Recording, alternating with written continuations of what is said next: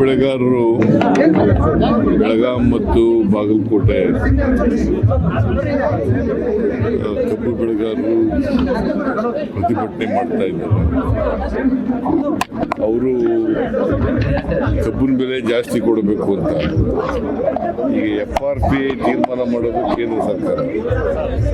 FRPನ ತೀರ್ಮಾನ ಮಾಡೋರು ಯಾರು? ಕೇಂದ್ರ ಸರ್ಕಾರ, ನಾವು ರಾಜ್ಯ ಸರ್ಕಾರ ಅಲ್ಲ. ಹೌದಪ್ಪ, ಕಬ್ಬಿನ ಬೆಲೆ ನಿಗದಿ ಮಾಡೋರು ಅವರಯ್ಯ, ನಾವು ನಿಗದಿ ಮಾಡಲ್ಲ. ಕೇಂದ್ರ ಸರ್ಕಾರಕ್ಕೆ ಅಧಿಕಾರ ಇರ್ತಕ್ಕಂಥದ್ದು. ಯಾಕಂದ್ರೆ ರಫ್ತು ಮಾಡ್ಕೊಳ್ತಕ್ಕಂಥದ್ದು, ಆಮದು ಮಾಡ್ಕೊಳ್ತಕ್ಕಂಥದ್ದು ಕೇಂದ್ರ ಸರ್ಕಾರ. ಅದರಿಂದ ಅವರು ಜಾಸ್ತಿ ಕೇಳಿದ ಮಹಾರಾಷ್ಟ್ರದಲ್ಲಿ ಅಲ್ಲಿ ರೇಟ್ ಜಾಸ್ತಿ ಕೊಡ್ತಾ ಇದ್ದಾರೆ. ಅದಕ್ಕೆ ಸಮಾನಾಂತರವಾಗಿ ಕರ್ನಾಟಕದಲ್ಲೂ ಕೊಡಬೇಕು ಅಂತಕ್ಕಂಥದ್ದು ಇದೆ.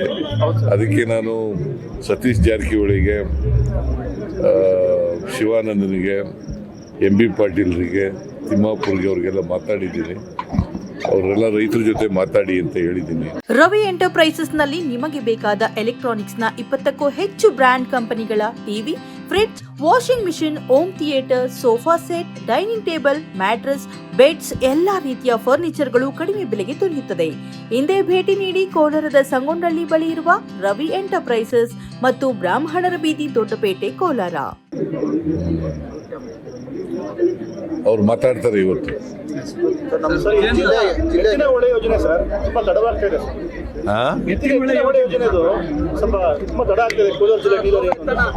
ಇಲ್ಲ, ತಡ ಆಗೋದಿಲ್ಲ.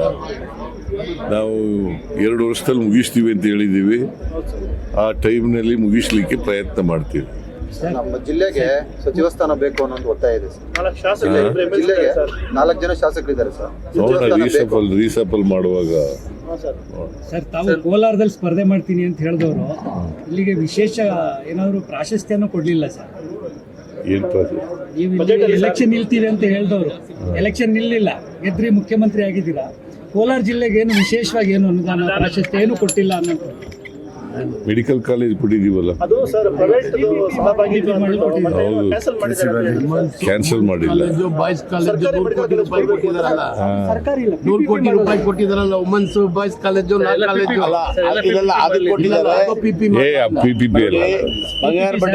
ಮೆಡಿಕಲ್ ಕಾಲೇಜ್ ಮಾತ್ರ PPP. ಸರ್ಕಾರಿ ಮೆಡಿಕಲ್ ಕಾಲೇಜ್ ಕೊಡಬೇಕು ಅಂತ ಒಂದು ಬೇಡಿಕೆ ಇದೆ ಸರ್. ಅದು ನೋಡೋಣ, ಅದು ಕನ್ಸಿಡರ್ ಮಾಡ್ತೀವಿ ಮುಂದಿನ.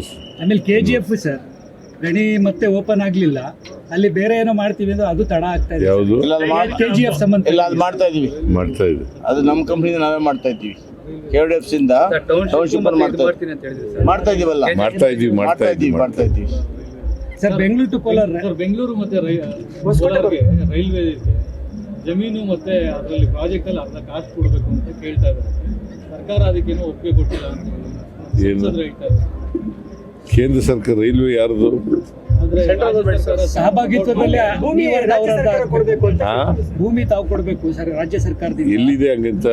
Bengaluru to Kolar sir. ಎಲ್ಲಿದೆ ಹಂಗಂತ ಭೂಮಿ ಕೊಡಬೇಕು? ಭೂಮಿ ಕೊಡ್ತಕ್ಕಂಥದ್ದು ಕೇಂದ್ರ ಸರ್ಕಾರದ್ದು. ಅನೇಕ ರಾಜ್ಯಗಳಲ್ಲಿ ಭೂಮಿನೂ ಅವರೇ ಕೊಡ್ತಾರೆ, ತಗೋತಾರೆ, ಮತ್ತೆ ರೈಲ್ವೆನೂ ಕೊಡ್ತಾರೆ. ಈ ಟಿಕೆಟ್ ಎಲ್ಲ ಮಾರಾಟ ಆಗ್ತಕ್ಕಂಥದ್ದು, ಪ್ರಯಾಣಿಕರು ಇದೆಲ್ಲ ಮಾಡ್ತಕ್ಕಂಥದ್ದು ಯಾರು? ಕೇಂದ್ರ ಸರ್ಕಾರ. ಮತ್ತೆ ದುಡ್ಡು ತಗೊಂಡವ್ರು ಯಾರು?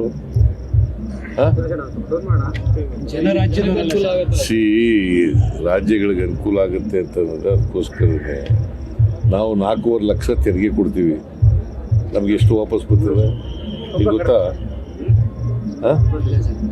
ಮತ್ತೆ ನಮಗೆ 14ರಿಂದ 15 ಪೈಸೆ ವಾಪಸ್ ಬರೋದಷ್ಟೇ ₹1. 85 ಪೈಸೆ ಅವರೇ ಇಟ್ಕೊತಾರೆ.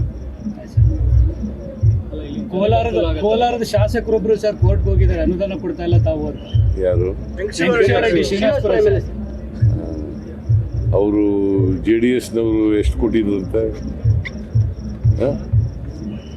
ಅವರು ಚೀಫ್ ಮಿನಿಸ್ಟರ್ ಆಗಿದ್ರಲ್ಲ ಸಂಯುಕ್ತ ಸಮ್ಮಿಶ್ರ ಸರ್ಕಾರದಲ್ಲಿ, ಅವ್ರು ಎಷ್ಟು ಕೊಟ್ಟಿದ್ರಂತೆ?